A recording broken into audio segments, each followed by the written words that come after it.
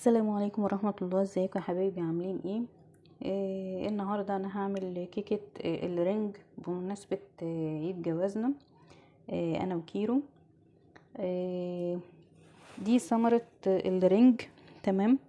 هي شبه البرتقانة بالظبط، يعني من بره ما تفرقهاش عن البرتقانة. طبعا هنا انا بشرها، هي كان لونها برتقاني كده عادي زي لون البرتقان، بس انا بشرت جزء منها عشان اخد البشرة بتاعها. ومن جوه قبل ما اعصرها حبيت اوريها لكم.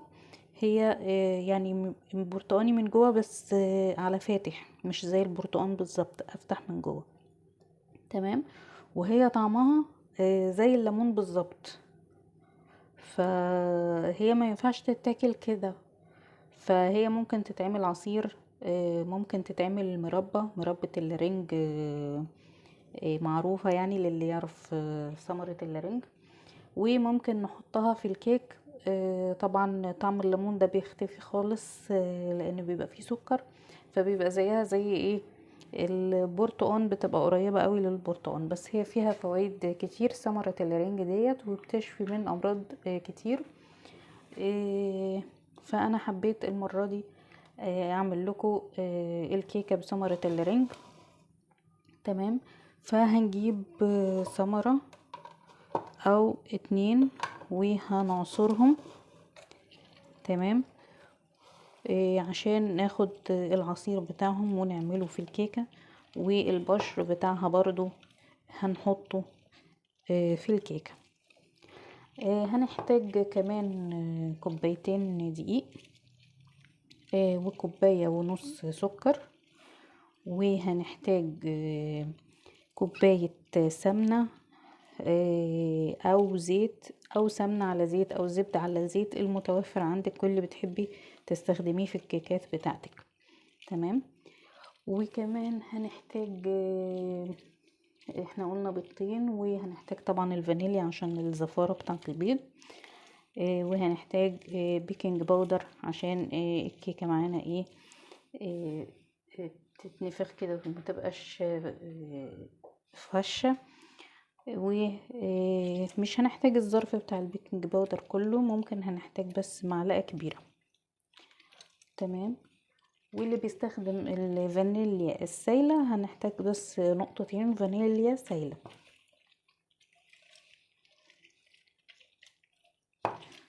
خلاص احنا هنا عصرنا الرنج. هنبتدي نكسر معانا البيضتين.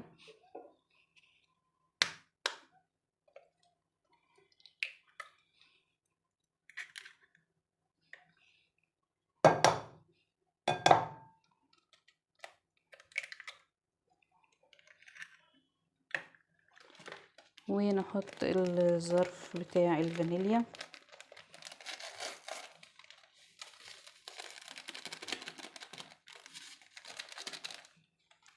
تمام. وبعد كده هنضربهم بالمضرب الكهرباء او المضرب اليدوي، لو مش متوفر عندك الكهرباء. انا هبتدي اضرب البيض مع الفانيليا الاول، وبعد كده هضيف لهم السكر.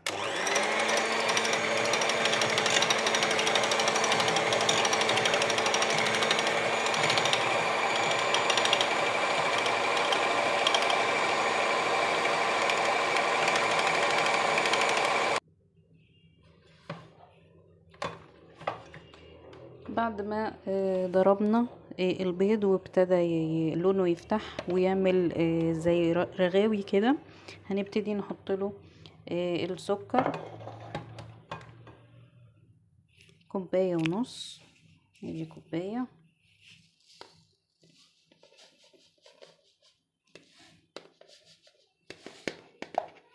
ودي النص، وهنبتدي نقلبهم بالمضرب تاني.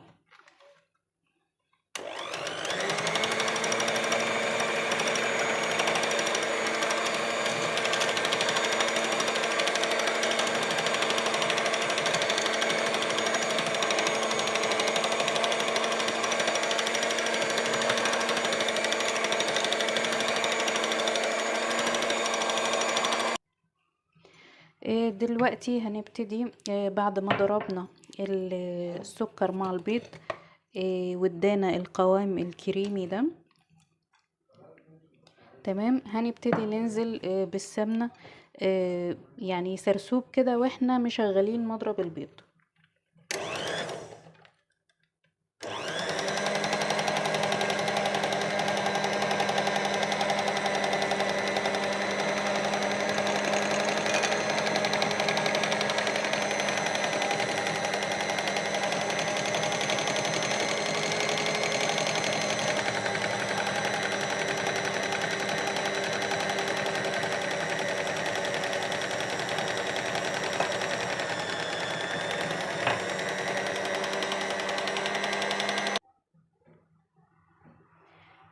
بعد ما ضربنا البيض مع السكر وحطينا عليهم السمنة، هنبتدي نحط الدقيق، كوبايتين دقيق وكوباية عصير الرنج. هنحط نص كمية الدقيق ونضربهم بالمضرب على درجة يعني سرعة هادية. تمام،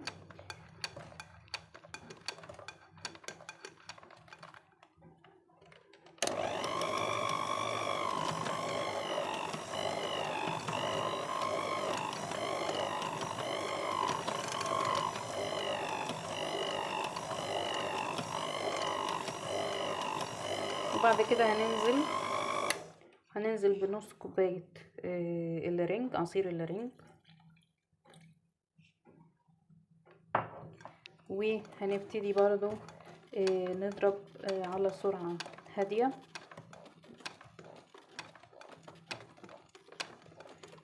او نقلبها كده يدوي.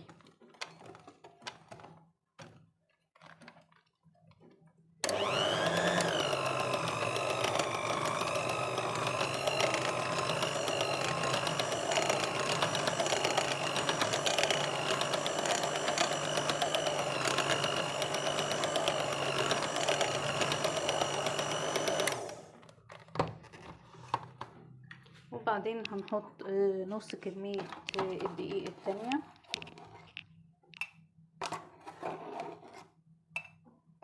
احنا استخدمنا كوباية دقيق، يبقى فاضل كوباية دقيق اللي هي الكوباية التانية.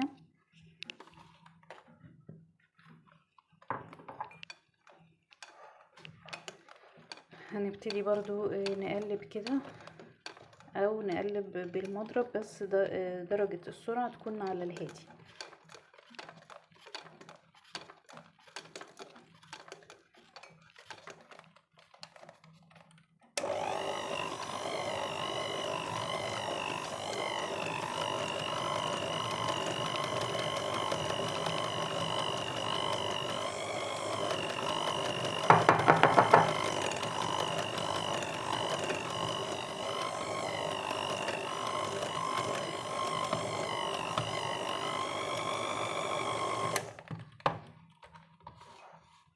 ونحط بقية عصير الرنج.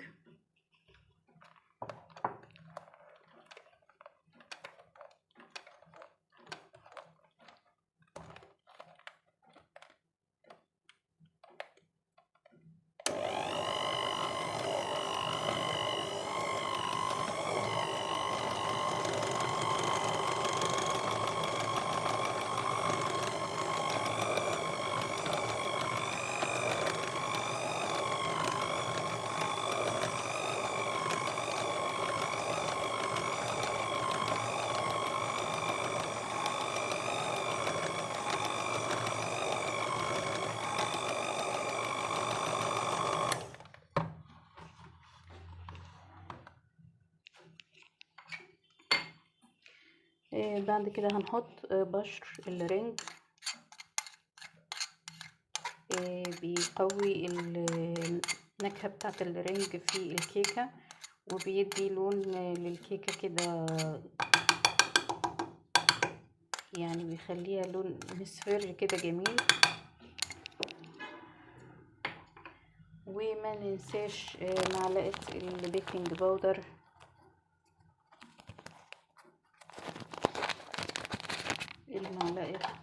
معلقة كبيرة بيكنج باودر.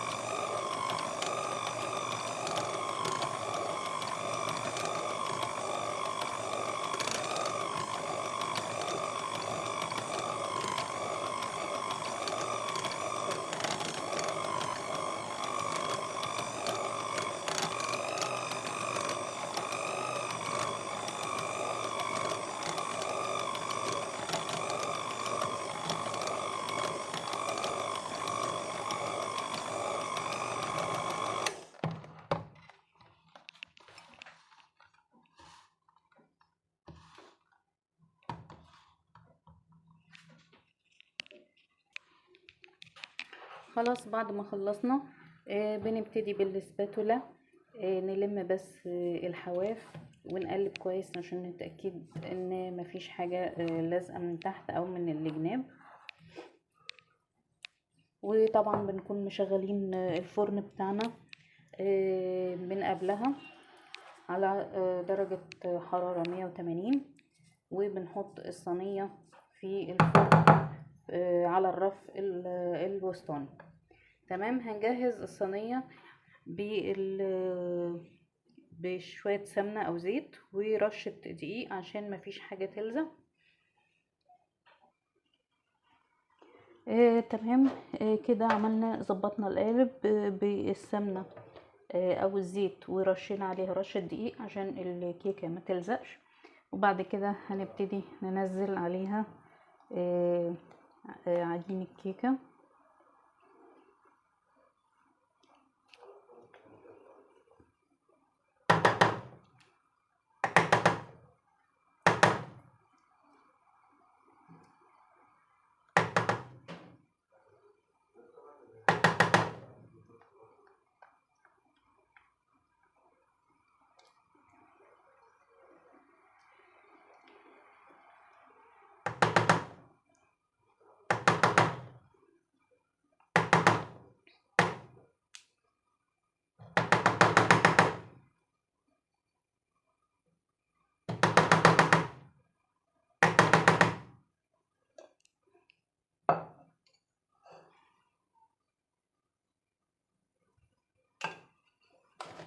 بعد كده بنبتدي يعني ايه نخبط الكيكة كده على الرخامة ونطلع اي هوا منها والفقاعات اللي فيها.